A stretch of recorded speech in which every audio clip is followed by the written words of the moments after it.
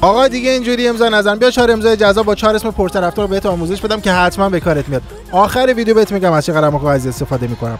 بریم سراغ امضای اول، امضای علی که یک امضای خیلی جذاب و رسمیه، نیست در جهان، که مناسب تمامی مشاغله.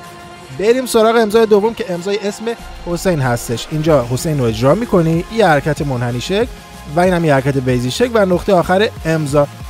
بریم سراغ امضای بعدی که امضای اسم مهدی هستش که خیلی ساده و زیر 5 ثانیه اجرا میشه. این خط دومو برای زیبایی بیشتر میتونی اضافه بکنی و نقطه آخر امضا که بازم به سلیقه خودت میتونی بذاری، میتونی نذاری. بریم سراغ امضای بعدی که امضای اسم رضا هستش. ببین اینجا آر انگلیسی رو بنویس، با یک حرکت قلم به رضا فارسی متصل میکنی به همین سادگی. بچا قلمی که استفاده میکنم راپید مدل یونیپین با نوک 1.2 هستش و برگی هم که استفاده میکنم برگاچار معمولیه. اگه تو هم میخوای تو پست‌های بعدی امضای اسمتو تغییر کنم، این زیر اسمتو کامنت کن.